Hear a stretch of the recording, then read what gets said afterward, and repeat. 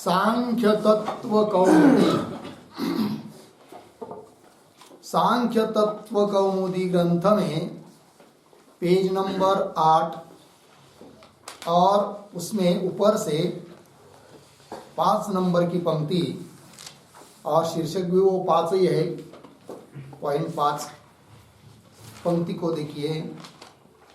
बाह्योपाय साध्यम दुखम द्वेधा, आदि भौतिकम आदि दैविकम च। मिल गया। तो बात यह चल रही है कि सांख्य शास्त्र के द्वारा बताया जो तत्व है उन तत्वों को जानना अत्यावश्यक है, क्योंकि सभी जीवों के साथ दुखों का संबंध है और दुख का संबंध अपने साथ रहे ऐसा कोई चाहता नहीं है। तो सभी दुखों का नाश हो जाए इसके लिए हर एक व्यक्ति का, हर एक जीव का प्रयत्न है। अतः उन दुखों का अवश्य रूप से और हमेशा के लिए नाश जिस साधन से हो जाता है उस साधन को जानने की जिज्ञासा होती है। तो वो दुख कौन है फिर जिनका संबंध जीवों के साथ है? तो दुखों के प्रकार बताए थे कि 3 प्रकार का दुख बताया था, आध्यात्मिक, अधिभौतिक और अधिदैविक, ये सब बताना है। और फिर कहेंगे कि दुख त्रय उनका अभिघात अर्थात संबंध जीव के साथ है, अतः उनका नाश का जो कारण उसको जानने की जिज्ञासा होना उचित है। ये सब बात आएगी। तो पहले आप दुखों का भेद चल रहा है, तो थोड़ा सा आप लोग कापी पर लिख सकते हैं। पंक्ति के बीच में एक शब्द लिखिए, दुखम। दुखम। फिर उसके नीचे रेश खींचकर उसके 2 पॉइंट दिखाना है, मतलब दुख के 2 भेद। तो नंबर 1 में लिखिए आंतरोपाय साध्यम। पहले पॉइंट में अंतरोपाय साध्यम, उसके नीचे कंस में लिखिए आध्यात्मिकम दुखम। आध्यात्मिकम दुखम कंस बंद। दूसरे पॉइंट में उधर लिखिए बाह्योपाय साध्यम। बाह्योपाय साध्यम, ठीक है। अब जो पहला है कि नहीं, आध्यात्मिक दुखम लिखा कि नहीं आपने, उसके पुनः 2 पॉइंट दिखाइए। उसके नीचे रेश खींचकर ऐसे 2 पॉइंट दिखाना है। उसमें नंबर 1 शारीरम। शारीरम। और उधर नंबर 2 में, दूसरे में मानसम। मानसम, ठीक है। उधर बाह्योपाय साध्यम ये जो लिखा है कि नहीं, उसके भी पुनः 2 पॉइंट दिखाइए। उसके नीचे रेशा खींचकर 2 पॉइंट। नंबर 1 में आदिभौतिकम। आदिभौतिकम। और उधर नंबर 2 में आदिदैविकम। आदिदैविकम हो गया। आइए समझ लेते हैं। दुखों के 2 भेद हुए। एक दुख होता है कि अंतरोपाय साध्यम, जिसको कहते हैं आध्यात्मिक दुख, ठीक है ना। और उसके 2 भेद किए, शारीरम मानसम। तो शारीर दुख क्या है वो बता चुके हैं कल। वात, पित्त, कफ जो के शरीर के भीतर के पदार्थ हैं, उनकी विषमता हो जाने से, उनकी न्यूनाधिकता हो जाने से जो रोग आदि होते हैं, उससे जो दुख होता है वो सब दुख आध्यात्मिक दुख ही है। अंतरोपाय साध्य है, किंतु वो दुख है शारीर दुख, ठीक है। और काम, क्रोध, लोभ, भय, ईर्ष्या इत्यादि जो अंतःकरण के धर्म हैं, उनके निमित्त से जो दुख होता है उस दुख का नाम बताया मानस दुख। वो भी आध्यात्मिक दुख ही है और वो भी अंतर उपाय साध्य दुख है। ठीक है।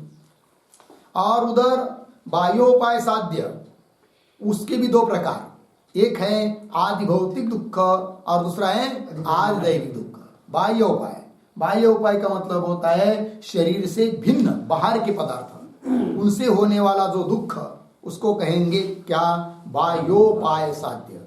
बाह्य उपाय, बाह्य है निमित्त, जिस दुख में बाह्य शरीर से बाहर विद्यमान जो भी है उनके निमित्त से जो दुख उत्पन्न होता है उस दुख का नाम बाह्योपाय साध्यम दुख। उसके कितने भेद? पुनः दो। कौन कौन? आदि भौतिकम, आदि दैविकम। ठीक है। आइए फिर अब नीचे लिखते नंबर 1 आध्यात्मिकम दुखम।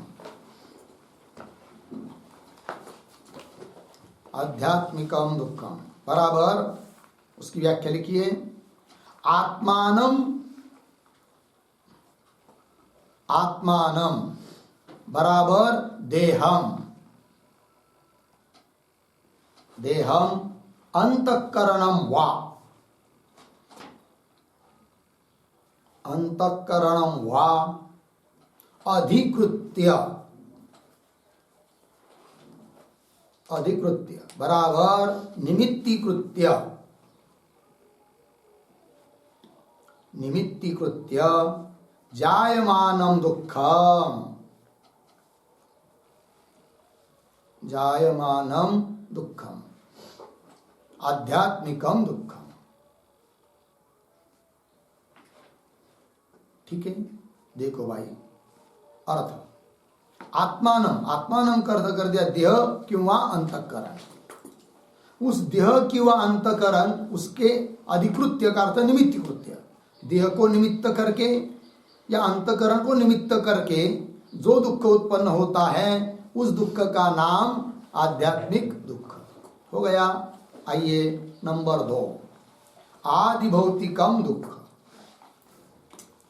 आदि भौतिकम दुखम बराबर नंबर 1 पहली व्याख्या। नंबर 1 भूतानि, भूतानि चौर, वैरी, सिंह, चोर, वैरी, सिंह, सर्प, सर्प, वृक्ष, शीला प्रभृति, शीला प्रभृति चराचर जातीयानि, चराचर जातीयानि अधिकृत्य, अधिकृत्य बराबर निमित्तीकृत्य, निमित्तीकृत्य जायमानम दुःखम, जायमानम दुःखम। ठीक। अर्थ इसका पहले देख लीजिए। भूतानि, भूतानि मतलब कौन? तो भूतानि पद का अर्थ कर रहे चौर, वैरी, सिंह, सर्प, वृक्ष, शीला, प्रभृति इत्यादि। आदि शब्द से, प्रभृति शब्द से बाकी सब कुछ शरीर से भिन्न जायु भी है। तो इत्यादि और कौन? चराचर जातियानि, कुछ उसमें चर हैं कुछ अचर हैं, जैसे चोर, वैरी, सिंह, सर्प, वैरी, शत्रु वगैरह, ये क्या है? चर। और वृक्ष, शीला, पाषाण वगैरह ये क्या है? अचर। तो चराचर जातियानि, जातियानि चराचर जातियानि भूतानि, भूतानि पद पहले है ना, भूतानि की व्याख्या है कि नहीं? तो चोर, वैरी, सिंह, सर्प, वृक्ष, शीला प्रभृति चराचर जातियानि भूतानि, उनके निमित्त से अधिकृत्य, निमित्तीकृत्य उनके निमित्त से जायमानम उत्पन्न होने वाला जो दुख उसका नाम है क्या? आदिभौतिक दुख, आदिभौतिक दुख। दूसरी व्याख्या नंबर 2 उसी की। नंबर 2 प्राणिनः अधिकृत्य, प्राणिन अधिकृत्य उद्भवति तत् आदिभौतिकम दुःखम, तत् आदिभौतिकम दुःखम। ठीक है जी। अर्थ क्या? प्राणी न अधिकृत्य, उसी वही है जो 1 नंबर में लिख दिया। प्राणी के निमित्त से उत्पन्न होने वाला, सर्प आदि सिंह वगैरह उनके निमित्त से उत्पन्न होने वाला जो दुख है उसका नाम बता दिया। क्या? आदि भौतिक दुख हो गया। आइए नंबर 3, आदि दैविकम दुखम। आदि दैविकम दुखम बराबर देवान, देवान यक्ष भूत ग्रहादीन, यक्ष भूत ग्रहादीन देवकृतांश्च, देवकृतांश्च और अतिवृष्टि अनावृष्टि, अतिवृष्टि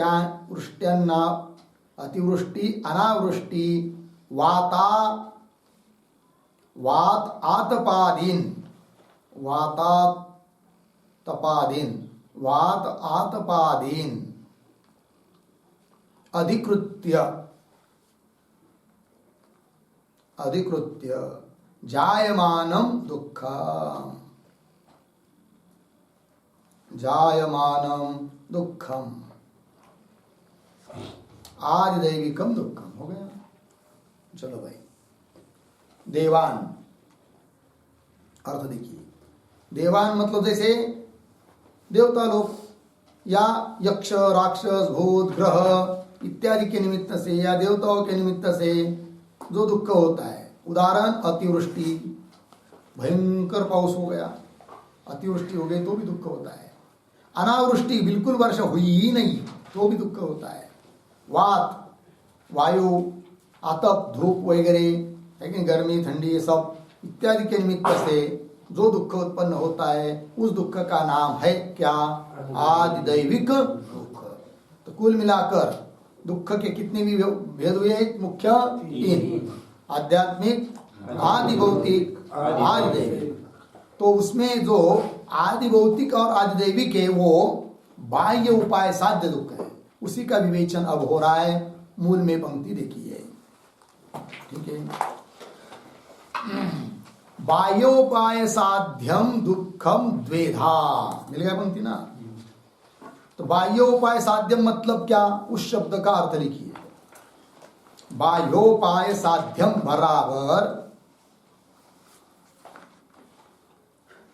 बाह्योपाय साध्यम बराबर शरीरात् बहिर्भवाः,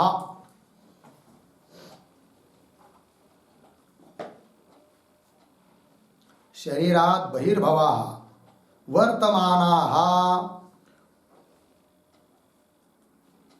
वर्तमानाः ये उपायाः, ये उपायाः बराबर साधन विशेषाः, साधन विशेषाः तैहि साध्यम, तैहि साध्यम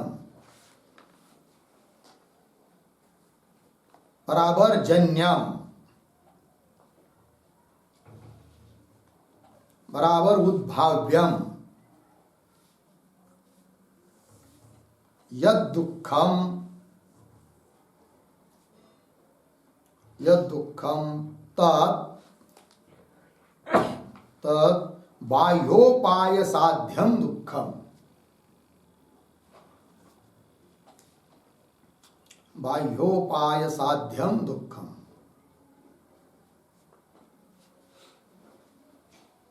ठीक है, देखिए भाई, शरीरात् बहिर्भवाः, शरीर से बाहर जो रहने वाले वर्तमान विद्यमान है, ये उपाया साधन विशेषा तैहि साध्यम, जैसे सर्प सिंह वगैरह अपने शरीर से बाहर है कि नहीं, उनसे उत्पन्न होने वाला तैहि साध्यम, साध्यम मतलब जन्यम, उद्भाव्यम, यद दुखम, जो दुख है उस दुख का नाम हुआ क्या, बाह्योपाय साध्यम दुखम। वो दो प्रकार का है मूल में, बाह्योपाय साध्यम दुखम द्वेधा, द्वेधा का अर्थ लिखिए द्विप्रकारम। द्वेधा का मतलब होता है द्विप्रकारम, दो प्रकार का है। कौन कौन भाई दिया, आदि भौतिकम आदि दैविकम च, हो गया।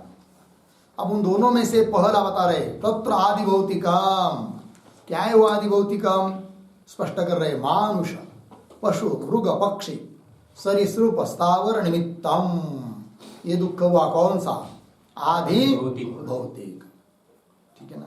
क्या बताया, मानुष, मानुष मतलब क्या, तो लिखिए सब शब्दों का अर्थ, मानुषाः बराबर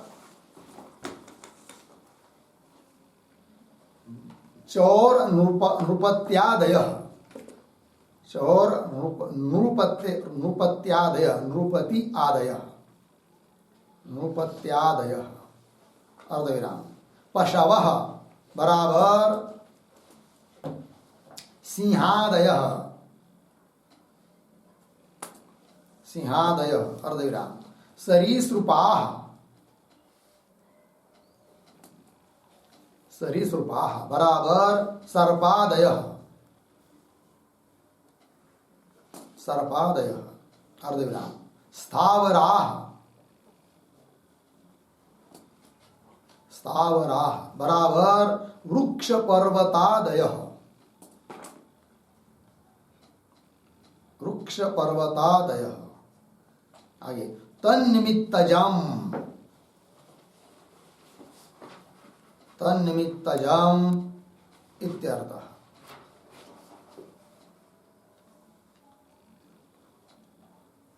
ठीक है, चलिए भाई, तो मानुष शब्द से लेना है चोर, चोर से भी दुख होता है।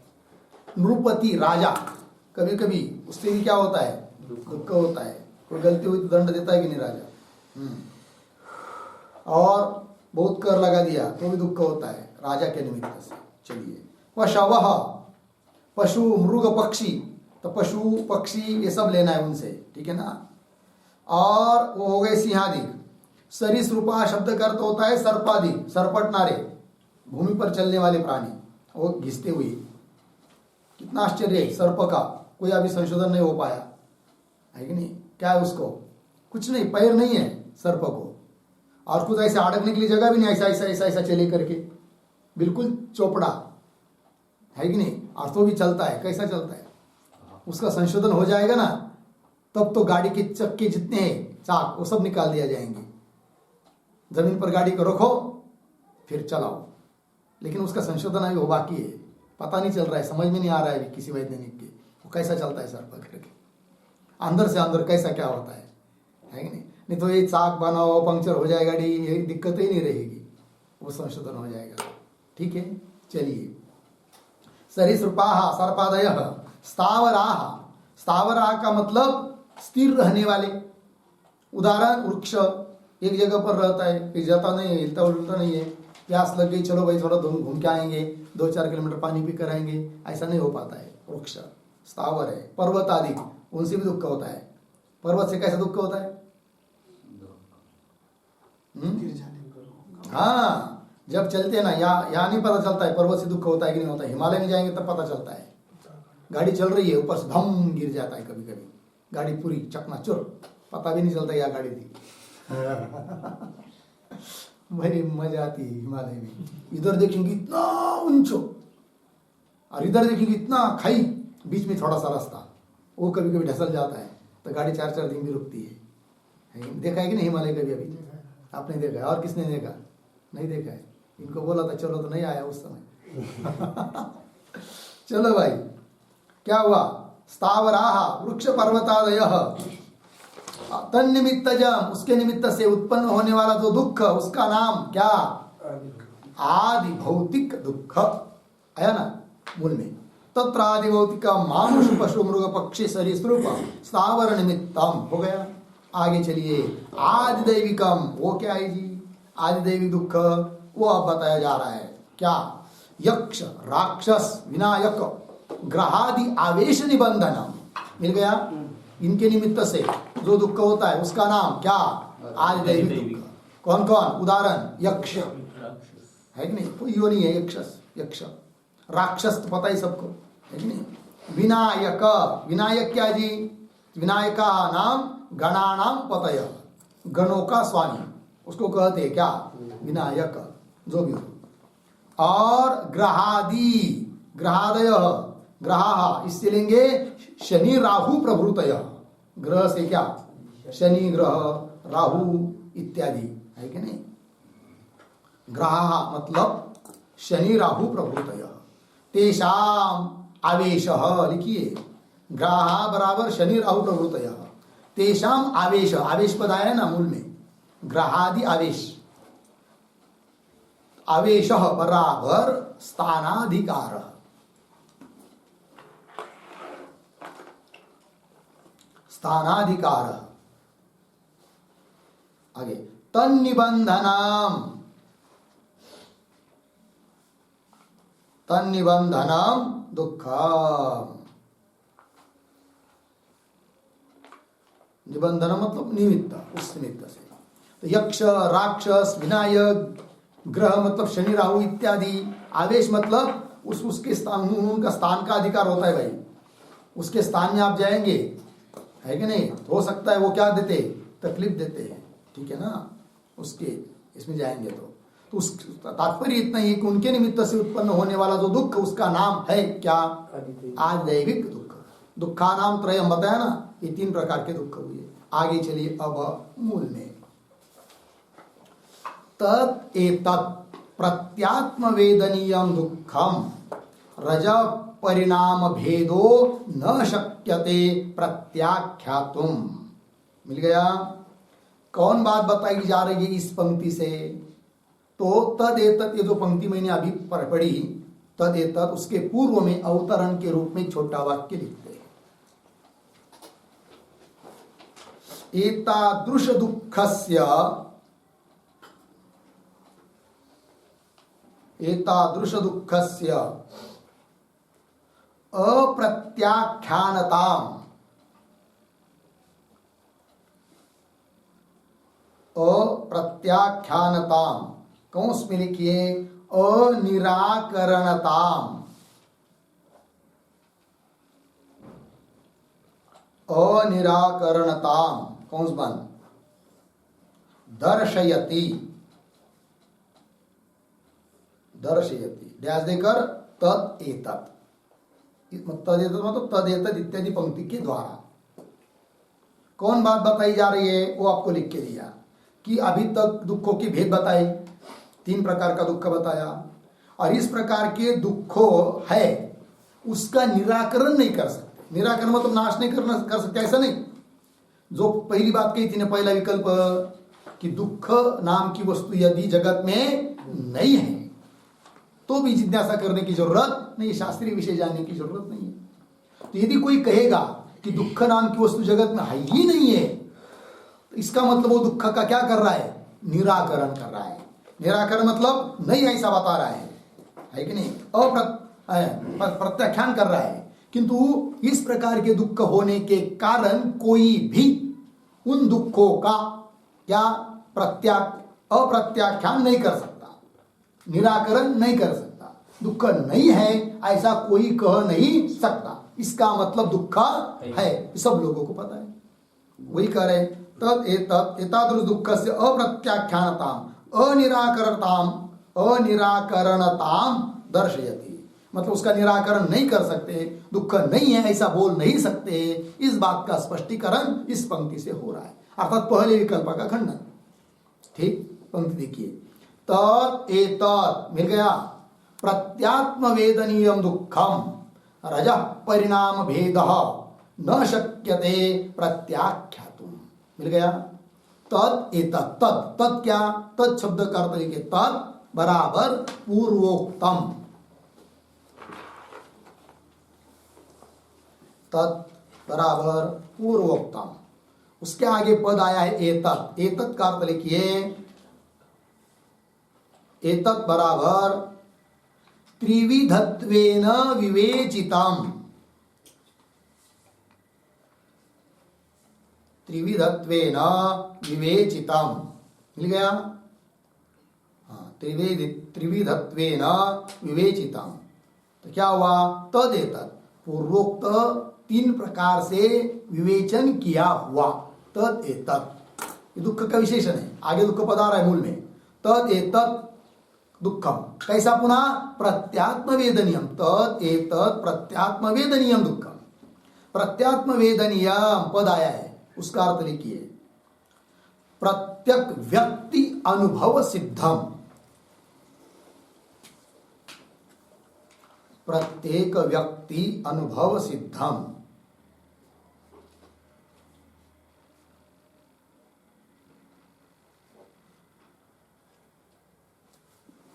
हो गया ना? अब अर्थ देखिए भाई, तदेतत् प्रत्यात्म वेदनीयम दुखम, और कैसा है वो दुख? तो और स्पष्ट कर रहे आगे देखिए, रजः परिणाम भेद, मिल गया क्या? रजः परिणाम भेद, क्या है वो? उसका अर्थ लिखिए, रजः परिणाम भेद इस शब्द का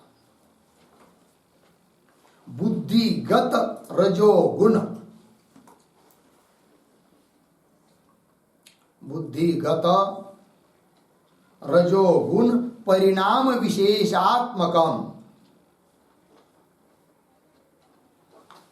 बुद्धिगत रजोगुण परिणाम विशेषात्मकम। हो गया? यह अर्थ हुआ बुद्धिगत जो रजोगुण, उस रजोगुण का परिणाम विशेष ऐसा है, वो कौन? दुख। तो मूल पंक्ति में देखिए, तदेतत् प्रत्यात्म वेदनीयम दुखम, कैसा? रजः परिणाम भेद, इतना लगा क्या? तदेतत् पूर्वोक्त 3 प्रकार से विवेचन किया हुआ, प्रत्येक व्यक्ति के लिए अनुभव सिद्ध रजोगुण का परिणाम विशेष, अर्थात बुद्धिगत रजोगुण, उस गुण का परिणाम विशेष स्वरूप ऐसा जो दुखम, क्या? न शक्यते प्रत्याख्यातुम, प्रत्याख्यातुम न शक्यते, प्रत्याख्यातुम, प्रत्याख्यातुम का अर्थ लिखिए असत कर्तुम,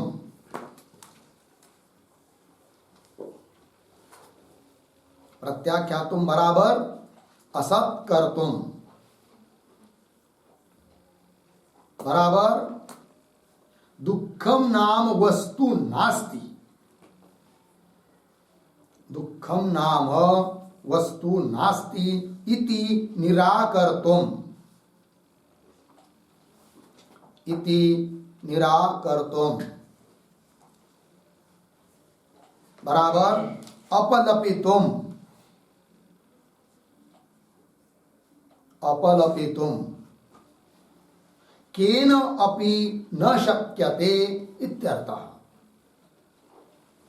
केन अपि न शक्यते इत्यर्थः। हो गया? अर्थ को देखिए भाई, प्रत्याख्यातुम का मतलब कर दिया असत कर्तुम, मतलब क्या? दुखम नाम वस्तु नास्ति इति, दुख नाम की वस्तु नहीं है, इस प्रकार निराकर्तुम अपलपितुम केनापि न शक्यते, दुख है नहीं ऐसा कोई बोल नहीं सकता, है कि नहीं? दुनिया में ऐसा, दुनिया में कोई भी व्यक्ति प्राणी नहीं मिलेगा कि जिसको दुख का अनुभव आज तक हुआ ही नहीं है, चाहे राजा हो चाहे रंक, सबको अनुभव होता ही है किसका? दुख का, है कि नहीं? वही दे रहे हैं। तदेतत् प्रत्यात्म वेदनीयम दुखम रज परिणाम भेद न शक्यते प्रत्याख्यातुम, इतनी बात लगी। अर्थात दुख नाम की वस्तु जगत में नहीं है ऐसा कोई कह नहीं सकता, अपितु दुख है। हो गया ना इतना? अब यही बात कारिका के पद से भी बताई है। कारिका में आया है क्या? तद अभिघातात आया है ना, उसकी व्याख्या करने जा रहे। अब मतलब अभिघात पदार्थ क्या है, अभिघात शब्द का क्या अर्थ है, इस बात को बता रहे आगे के पंक्ति से। तद अनेन मिला, तो तद अनेन जो पंक्ति चालू हो रही है उस तद के पूर्व में एक छोटा वाक्य अवतरण के रूप में लिखिए। कारिकोक्तम अभिघात पदार्थम आह। कारिकोक्तम अभिघात पदार्थम आह। ठीक, कारिका में बताया हुआ जो अभिघात पद है, उस अभिघात पद का क्या अर्थ है, इस बात का अब विचार कर रहे हैं तद अनेन इत्यादि पंक्ति के द्वारा। ठीक है, पंक्ति को पढ़ता हूं। तद अनेन दुःखत्रयेन अंतकरणवर्तिना चेतन शक्तेः प्रतिकूल वेदनीयतया अभिसंबंधः अभिघातः इति। अभिघात पद का अर्थ, ठीक है ना। देखो भाई एक बात, तद अनेन दुःखत्रयेन, तद अनेन मतलब क्या, तद अनेन शब्द का अर्थ लिखिए पूर्व विवेचितेन, पूर्व विवेचितेन, हो गया। आइए, तद अनेन मतलब पूर्व में जिसका विवेचन कर चुके हैं, ऐसा दुःखत्रयेन। अब ये दुःखत्रय रहते कहां हैं, तब आगे बता रहे अंतकरणवर्तिना। तो तदनेन अंतकरणवर्तिना दुःखत्रयेन, पीछे में जिसका विवेचन किया है, ऐसे अंतकरणवर्तिना, अंतकरण में रहने वाले तीन दुख, उन तीन दुखों के साथ तृतीया। इतनी पद लगी, तीन दुखों के साथ संबंध है किसका, वो आगे बता रहे हैं।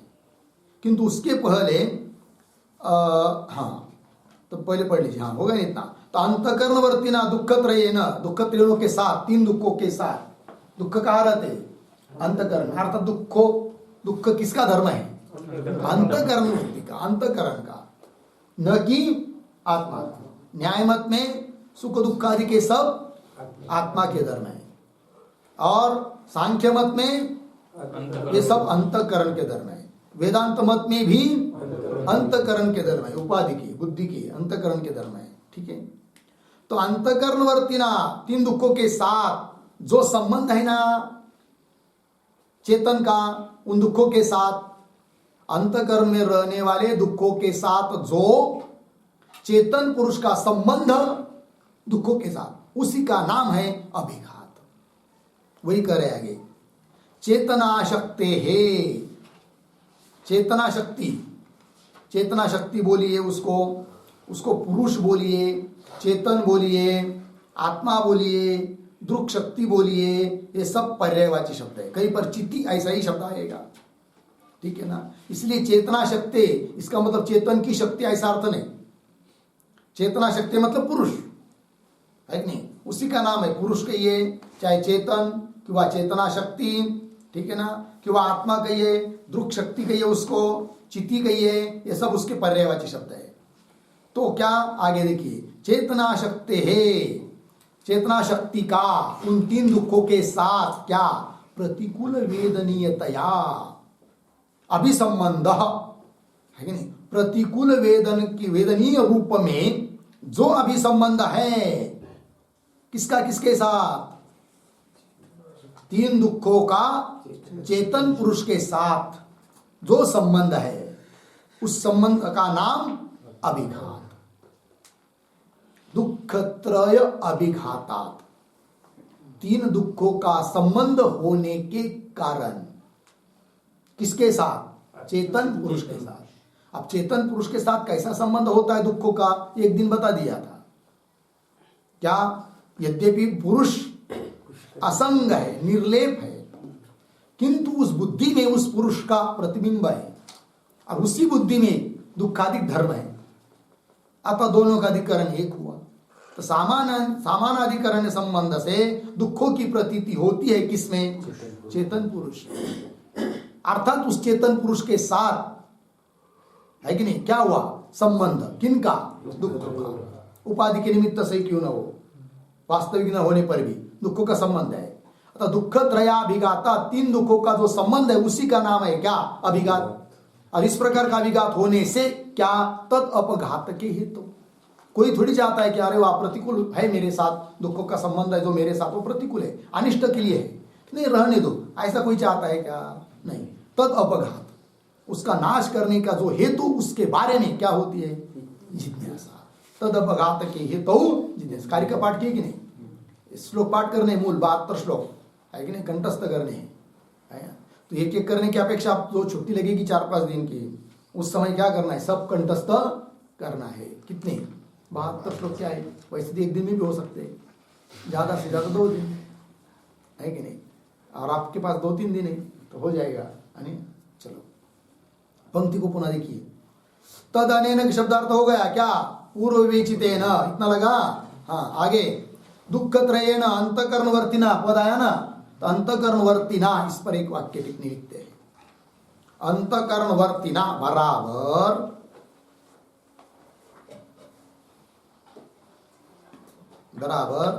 अंतकरणम, अंतकरणम बराबर बुद्धि तत्वाख्यम द्रव्यम, बुद्धि तत्वाख्यम द्रव्यम, अर्धविराम, तत्र तादात्म्य संबंधेन,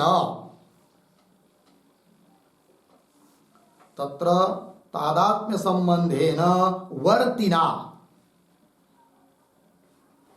वर्तिना बराबर वर्तमानेन, वर्तमानेन दुःखत्रयेण सह, दुःखत्रयेण सह चेतनाशक्तेः, चेतनाशक्तेः बराबर प्रतिबिंबी तत्व संबंधेन, प्रतिबिंबी तत्व संबंधेन बुद्धि वृत्ति पुरुषस्य, बुद्धि वृत्ति पुरुषस्य चेतनस्य, चेतनस्य अर्धविराम, यह प्रतिकूल वेदनीयतया, प्रतीक है, प्रतिकूल वेदनीयतया बराबर अनिष्टतया, अनिष्टतया, प्रतिकूल वेदनीयत्वाख्य, प्रतिकूल वेदनीयत्वाख्य बंधजनक संयोग रूप, बंधजनक संयोग रूप यह अभिसंबंध, यह अभिसंबंध बराबर असह्य असह्य संबंध, असह्य संबंध सह अभिघात पदार्थ, सह अभिघात पदार्थ हो गया। यह अभिघात पदार्थ, अभिघात पद का पंक्ति के बहुत सारे शब्दों का अर्थ लिख के दिया इसमें, एक एक बात को देखिए। अंतकरणवर्तिना मतलब अंतकरण शब्द का अर्थ होता है यहाँ पर बुद्धि तत्व, महत तत्व जिसको कहते हैं सांख्य में, बुद्धि तत्व जिसको कहते हैं वही है बुद्धि तत्व, तत्वाख्यम द्रव्य, ठीक। तत्र उस बुद्धि तत्व में अर्थात अंतकरण में तादात्म्य संबंधेन वर्तिना, वर्तमानेन तादात्म्य संबंध से विद्यमान है कौन, दुख। तो दुख तादात्म्य संबंध से किसमें है, अंतकरण में है, बुद्धि तत्व में है, ठीक है। फिर वे दुख प्रतीत होते चेतन पुरुष में, वो किस संबंध से, वो दे रहे आगे। वर्तमानेन दुख त्रयेन स, उन 3 दुखों के साथ चेतना शक्ति है, मिल गया। चेतना शक्ति है पंक्ति में आया हुआ शब्द है, उसका अर्थ बता रहे यहां पर। चेतना शक्ति मतलब प्रतिबिंबी तत्व संबंधेन, प्रतिबिंबी तत्व संबंधेन बुद्धि वृत्ति पुरुषस्य चेतनस्य, प्रतिबिंबी तत्व संबंध से बुद्धि वृत्ति में विद्यमान है कौन, पुरुष। प्रतिबिंब पढ़ा है ना उस वृत्ति में, तो प्रतिबिंबी तत्व संबंधेन बुद्धि वृत्ति, बुद्धि में विद्यमान जो पुरुष प्रतिबिंबी तत्व संबंध से, उस पुरुष का अर्थात चेतन का किसके साथ, दुख त्रयेन, तीन दुखों के साथ इस प्रकार के चेतन पुरुष का क्या यह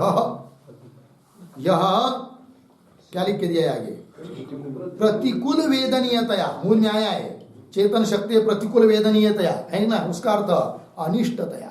प्रतिकूल वेदनीयतया का मतलब क्या होता है, अनिष्टतया। क्या प्रतिकूल वेदनीयत्वाख्य, प्रतिकूल वेदनीयत्व नाम का क्या संबंध, जिस संबंध को कहते हैं बंधजनक संयोग रूप है कि नहीं। ऐसा जो बंध का जनक संयोग है जिसको प्रतिकूल वेदनीयत्व नाम का संबंध बोल सकते हैं, उस अभिसंबंध वो हुआ अभिसंबंध, ठीक है। बंधजनक संयोग रूप यह अभिसंबंध, और अर्थ कर रहे अभिसंबंध का क्या, असह्य संबंध, जो सहा नहीं जाता है, असह्य संबंध। ऐसा जो दुखों के साथ चेतन पुरुष का जो संबंध, अभिसंबंध, असह्य संबंध, प्रतिकूल वेदनीयत्व नाम का जो संबंध, किनका किनके साथ, तीन दुखों के साथ चेतन पुरुष का। अब चेतन पुरुष का संबंध दुख के साथ कैसा आया, प्रतिबिंबी तत्व संबंध से क्या, उस बुद्धि वृत्ति में विद्यमान है पुरुष, और उसी बुद्धि वृत्ति में है क्या, दुखाधिक। अतः संबंध आ गया किसका किसके साथ, दुखों के साथ उस चेतन पुरुष का। और जो संबंध आया जिसका नाम है बंधजनक संयोग, जिसका नाम है प्रतिकूल वेदनीयत्व नाम का संयोग, जिसको कह सकते हैं असह्य संयोग, है कि नहीं, जिसको कह सकते हैं अभिसंबंध, उसी को कहते हम लोग यहां पर अभिघात। तो अभिघात पद का अर्थ समझ में आया, तो वही लिख के दिया आपको, बंधजनक संयोग रूप यह अभिसंबंध, असह्य संबंध लग गया, स अभिघात पदार्थ। अभिघात समझ में आया ना, मूल में क्या है, दुख त्रय अभिघात, तीन दुखों के साथ जो अभिघात है, मतलब क्या, चेतन पुरुष का दुखों के साथ जो संबंध है। और ऐसा संबंध होने का, वो संबंध कैसा है, सुकर संबंध है क्या, वो सुख देने वाला चाहिए, अनुकूल वेदनीय संबंध है क्या, नहीं, कैसा है, प्रतिकूल वेदनीय वाक्य संबंध है। कोई चाहता नहीं है दुखों हमारे घर में बैठे रह करके, है कि नहीं। अतः उसका नाश करने में हर एक व्यक्ति की क्या रहती है, इच्छा। इसलिए हर एक व्यक्ति शोक खोजता रहता है क्या, उसका नाश का कारण, तद अपघात के हित, उसका नाश करने में जो कारण है उसको जानने की क्या होती है, जिज्ञासा होती है। लग रही पंक्ति, मूल की पंक्ति याद रहेगी, समझ में आएगा कौन से पद का कैसा व्याख्यान चल रहा है करके, ठीक है। आइए आगे, तदनेन दुःखत्रयेण अंतःकरणवर्तिना चेतना शक्ति प्रतिकूल वेदनीयतया अभिसंबंध अभिघात इति हो गया।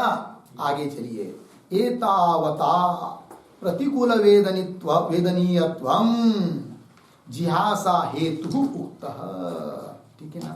अब एतावता इत्यादि पंक्ति के द्वारा कौन बात कही जा रही है, तो अब एतावता के पूर्व में अवतरण के रूप में समझिए, लिख सकते हैं, दुखम न जिहासितम, दुखम न जिहासितम इति द्वितीयस्य अपि विकल्पस्य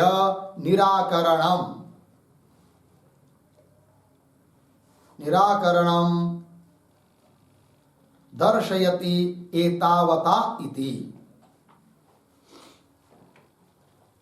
एतावता इति हो गया। देखो भाई अर्थ, दुखम न जिहासितम दूसरा विकल्प था, पहला विकल्प क्या था, जगत में दुख नहीं है, ऐसी बात नहीं। यदि जगत में दुख नहीं होता तो पहला विकल्प, उसका खंडन कर दिया। अब कोई कहेगा दुख तो है, उसको छोड़ना नहीं चाहते, न जिहासितम, उसका निराकरण करना है, वही करे, दुखम न जिहासितम इति द्वितीयस्य विकल्पस्य निराकरणं दर्शयति। पंक्ति देखिए, एतावता प्रतिकूल वेदनीयत्वं जिहासा हेतु, जिहासा हेतु त्यागने के लिए कारण इसी में बता दिया, इसलिए वो त्यागने के लिए कारण है क्या, वो प्रतिकूल वेदनीय है, ठीक है ना। तो ये जो पंक्ति है ना, एतावता इत्यादि, उस पर लिखते थोड़ा, एतावता बराबर एतावता बराबर अभिघात पदेन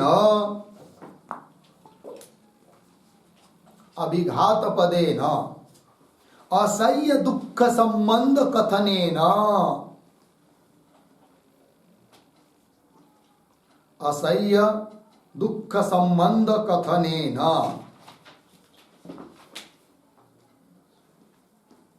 ठीक अर्धविराम प्रतिकूल वेदनीयत्वम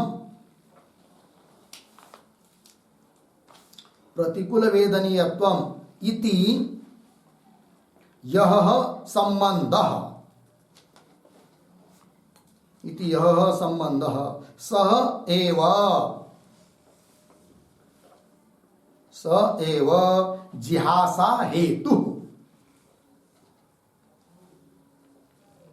जिहासा हेतु बराबर दुख त्यागेच्छायाम हेतु दुख त्याग इच्छायाम हेतु उक्त बराबर यतः दुःख संबंधः अनिष्टः यतः दुःख संबंधः अनिष्टः तस्मात् दुःखम जिहास्यम इति भावः दुःखम जिहास्यम इति भाव हो गया। अर्थ देखिए भाई, एतावता मूल में आया है। एतावता का अर्थ कर दिया अभिघात पदेन, मूल में कारिका में अभिघात पद है ना, उस पद से असह्य दुःख संबंध कथनेन, अभिघात पद ये बताता है कि असह्य दुःख का संबंध है। और ऐसा कथन होने से क्या जी, मूल में क्या, प्रतिकूल वेदनीयत्व। एतावता प्रतिकूल वेदनीयत्व, प्रतिकूल वेदनीयत्व रूप जो संबंध स एव, प्रतिकूल वेदनीय संबंध है ना। यदि अनुकूल वेदनीय संबंध बताया होता तब तो त्याग की इच्छा नहीं होती, किंतु संबंध कैसा बताया है, प्रतिकूल वेदनीय बताया। वो संबंध ही बताता है क्या, त्याग की दुख है और उसके त्याग की भी इच्छा सब लोगों को है। दूसरा विकल्प का भी निराकरण हुआ। क्या था दूसरा विकल्प, कि छोड़ने की इच्छा नहीं है। ऐसा कैसा, छोड़ने की इच्छा सब लोगों को है। और वही कारिका में बताया है क्या, प्रतिकूल वेदनीय संबंध बताया, वो संबंध ही कहता है कि छोड़ने की इच्छा वही। यह संबंध सएव जिहासा हेतु, जिहासा हेतु पद का अर्थ कर दिया दुख त्याग इच्छायाम हेतु, दुख का त्याग होने में जो इच्छा है उस इच्छा का कारण उक्त मूल में आया है। जिहासा हेतु ये पद आया था, उसका अर्थ कर दिया दुख त्याग इच्छायाम हेतु। आगे आया उक्त, उक्त मतलब क्या, यत दुख संबंध अनिष्ट, कुल मिलाकर भाव कि जिस कारण से दुख संबंध अनिष्ट है, तस्मात् दुखम जिहास्यम, दुख त्यागने योग्य है। लग गया, हाँ, त्याग इच्छा का विषय है। ये सब बात हो गई, मूल में आइए। एतावता प्रतिकूल वेदनीयत्वम जिहासा हेतु उक्त, हो गया इतना। अब एक प्रश्न उठता है, क्या भाई, कि हे सांख्य शास्त्रकार महाराज, तुम कहते हो कि दुख त्रय का विघात नाश करना है पूर्ण, है कि दुख त्रय विघात तद अपघात के, अपघात करना, नाश करना है, किंतु दुख का नाश हो सकता है कि नहीं। तीसरा विकल्प क्या था, दुख का अशक्य समुच्छेद, यदि नाश होगा ही नहीं तो भी क्या जिज्ञासा नहीं होगी शास्त्रीय विषय को जानने की, है नहीं? फिर दुखों का नाश होता है कि नहीं है, सब लोग कहेंगे दुखों का नाश हो सकता है, किंतु सांख्य शास्त्र का जो सिद्धांत है उस सिद्धांत का विचार करेंगे तो दुख का नाश नहीं होगा। क्यों, सांख्य शास्त्रकार के यहां सत्कार्यवाद है। कौन सा वाद है, सत्कार्यवाद है। वस्तु उत्पन्न होने के पहले ही वो अपने कारण में विद्यमान रहती है और नाश होने के बाद भी वो अपने कारण में रह जाती है।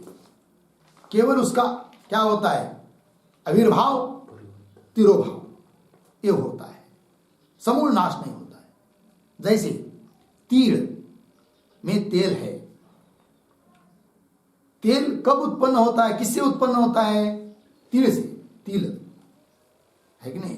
तिलों से तेल होता है, बालू से या मिट्टी से तेल निकलता है क्या? नहीं। क्यों? उसमें है नहीं, और इसमें पहले से विद्यमान है। इसका नाम है सत्कार्यवाद। तो सत्कार्यवाद में क्या है? कार्य पहले ही कारण में विद्यमान है, और कार्य का नाश होने के बाद भी वो कहीं न कहीं तो रहता ही है, सूक्ष्म रूप से रहता हो, नष्ट होता नहीं है। उसी प्रकार दुख का नाश भी नहीं होगा फिर, तो फिर कैसा कह सकते हो आप कि उसका नाश का कारण में जिज्ञासा होती है करके? तब उसका पता रहे आगे। यद्यपि, मिलेगा पंक्ति, आगे की पंक्ति देखिए। यद्यपि न सन्निरुध्यते दुखम तथापि तद अभिभव शक्य कर्तुम इति उपरिष्टात् उपादिश्यते। समाधान दे दिया। क्या करे? यद्यपि से, यद्यपि न सन्निरुध्यते दुखम, न सन्निरुध्यते इसका अर्थ लिखिए, समूलम उच्छेतुम न शक्यते।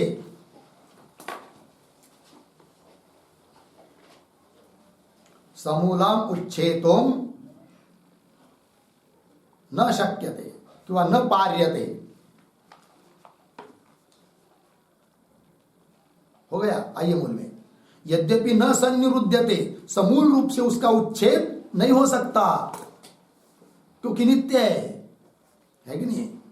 न सन्निरुध्यते दुखम तथापि, तो भी, तद अभिभव शक्य कर्तुम, तथापि तद अभिभव कर्तुम शक्य। तद अभिभव, तद अभिभव लिखिए, तद अभिभव कर्ता। तद अभिभव मतलब दुखस्य तिरोभाव।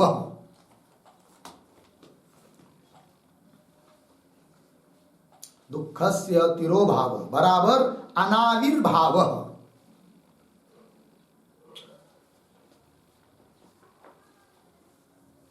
अनाविर्भाव, ठीक है ना?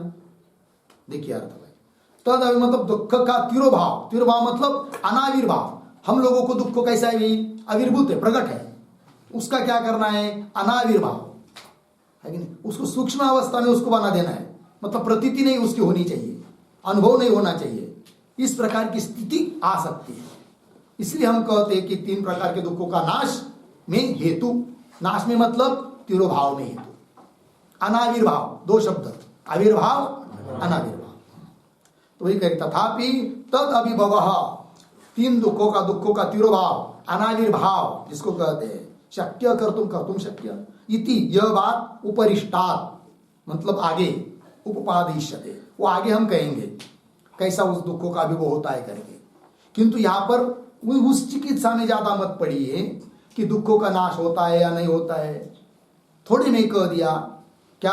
अत्यंत उच्चेद उसका न भी होता हो तो भी उसका क्या? तिरोभाव, अनाविर्भाव हो सकता है। और जिससे वो अनाविर्भाव हो जाएगा उसको जानने के लिए, उस कारण को जानने के लिए क्या? जिज्ञासा भवति। तद अपघातके हेतु जिज्ञासा भवति। फिर उसका अपघातक, नाशक कौन है? तो वही सांख्य तत्व ज्ञान है। अतः उसकी जिज्ञासा होना स्वाभाविक है, और उसके लिए हम पढ़ा रहे। ये बात हो गई, ठीक है? तो यहाँ तक हो गया भाई।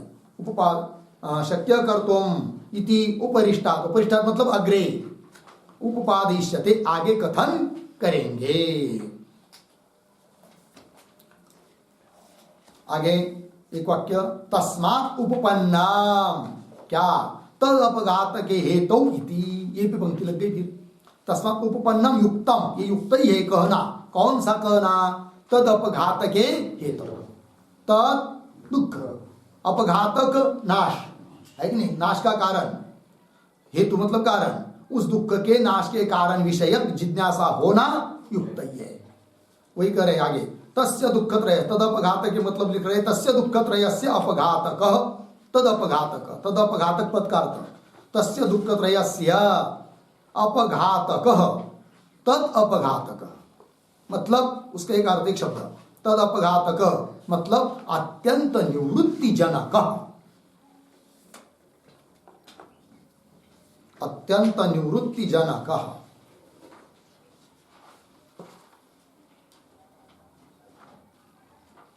हो गया ना? हाँ।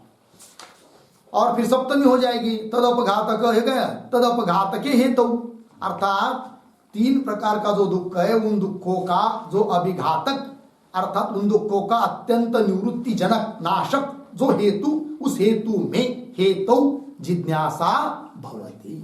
लग गया इतना? तो कारिका का पूर्वार्ध का विचार हो गया। और कुछ सूक्ष्मता है वो सब बताना है, वो आगे बताएंगे कल। ठीक है। ओम पूर्णमदः पूर्णमिदं पूर्णात् पूर्णमुदच्यते पूर्णस्य पूर्णमादाय पूर्णमेवावशिष्यते।